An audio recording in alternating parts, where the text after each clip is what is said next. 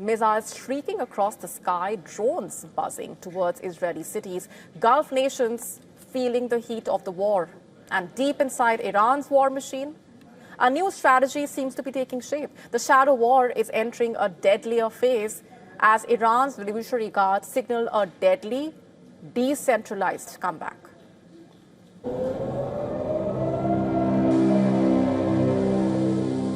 The skies over Iran are buzzing. Israeli fighter jets are continuously dropping bombs. Joining them are the Americans, who are firing volleys of missiles from the sea. American fighter jets are raining death and destruction. Israel says its goal is a systematic degradation of the Iranian regime and its military sites. Israeli military is planning for at least 1 or 2 more weeks of operations against Iran. Israeli military says it has dropped more than 5,000 bombs during strikes in Iran since the start of the conflict. IDF warns that it plans to target more than 1,000 Iranian targets. But Iran is striking back. Missiles have been fired toward multiple Israeli towns. Iran claims drones struck a radar installation near Tel Aviv. Israeli officials say no such impact has been confirmed. The fear is real.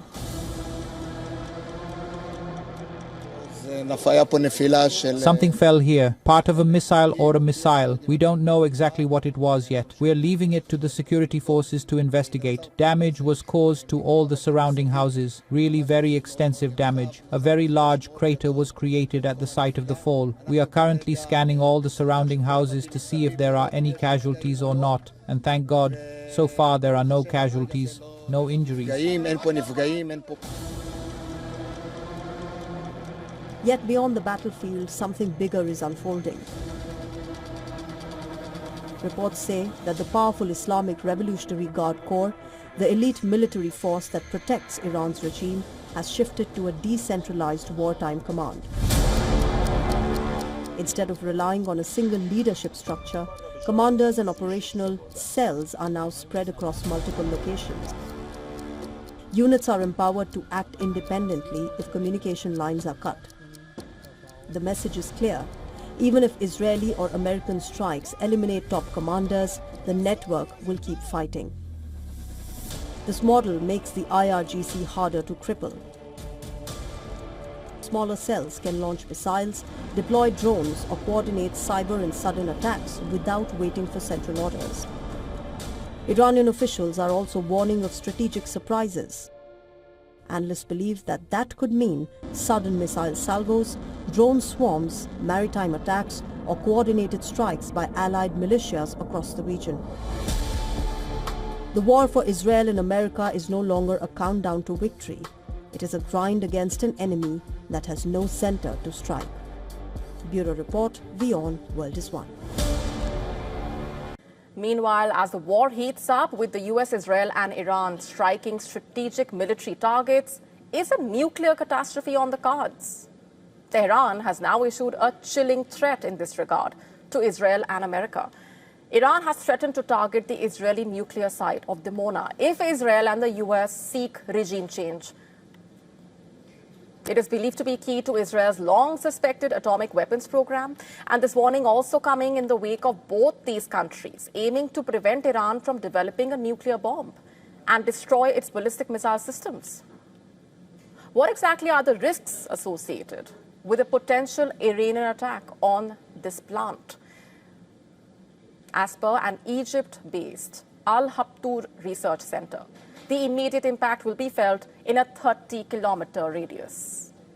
In fact, the number of residents that have to be evacuated due to radiation exposure is the other aspect, which can result in fatal organ failure within weeks. Additionally, the Negev region, where the plant is located, may see a complete agricultural shutdown, as radiation contamination would render the crops unsafe for human consumption.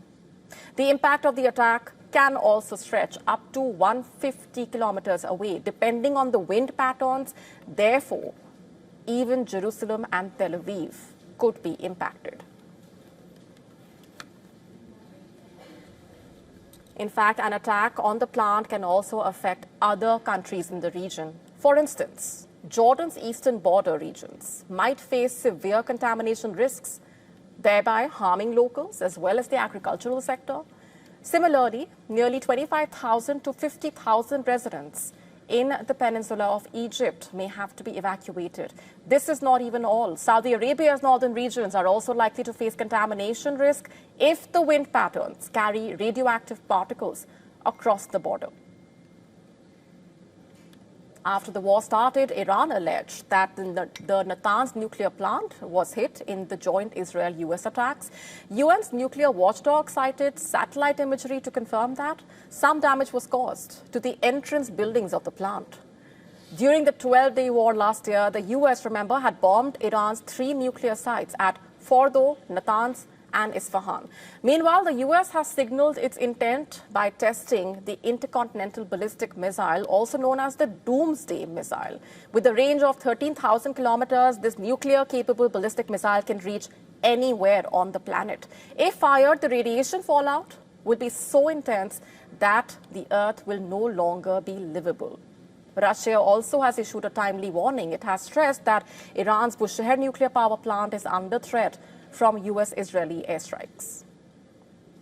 In the context of US and Israeli strikes on Iranian infrastructure, including nuclear facilities, we pay particular attention to the situation around the Bushehr nuclear power plant. According to assessments by our nuclear experts, the plant faces potential risk as explosions occur within kilometers of the facility, close to its protective perimeter. Meanwhile, a mysterious earthquake in the US has been garnering attention. Tremors stronger than 2.5 in magnitude were recorded in Nevada, located very close to a nuclear test site. As per reports, more than 100 seismic events within 50 miles of this area have been recorded in the last week itself. And this also has triggered speculation over whether the US conducted a secret nuclear test. And as the West Asia war escalates with no timeline in sight as such, it remains to be seen whether nuclear sites will actually be immune from attacks. Are you talking to Tehran? That's the question that the Israeli Prime Minister is reportedly asking the White House. His questions coming amid growing suspicion in Israel that the United States may be having back-channel talks with Iran. According to a report by Axios, Netanyahu approached the White House earlier this week after Israeli intelligence picked up information that raised concerns about possible communication between the Trump administration and Tehran. The report says Israeli officials suspected that messages may have been exchanged potentially about a ceasefire in West Asia. In response to those intelligence alerts, Netanyahu personally called White House officials, seeking clarity on whether any talks had taken place with Iran. And according to sources quoted by the outlet, the White House flatly denied that any such back-channel contacts were happening. U.S. officials have also stressed that coordination between the U.S. and Israel remains close. U.S. officials have also stressed that coordination between Washington and Tel Aviv remains close, with Special Envoy Steve Witkoff, President Trump's advisor, and son-in-law Jared Kushner in constant contact with the Israeli leadership reportedly. However, the New York Times adding another layer to this. It reports that through a third country's intelligence service, the purpose was to signal a possible interest in discussing terms for ending the war. The reports also suggesting Iran has tried to send additional signals through Gulf states in recent days. But the Trump administration appears to have rejected any possibility of negotiations, at least for now. And on Tuesday, President Trump said publicly that it was too late for talks with Iran. Writing on the platform Truth Social, Trump claimed that Iran's air defenses, Air Force, Navy and leadership had been severely damaged and said Tehran was now seeking dialogue. The U.S. president said, I'm quoting, "They want to talk. I said too late," quote unquote. And the Trump administration also making it clear that its objectives in the conflict are military and not diplomatic. Washington saying the goal is to destroy Iran's nuclear program, ballistic missile capabilities, naval power, while also weakening the network of Iran-backed groups across the region.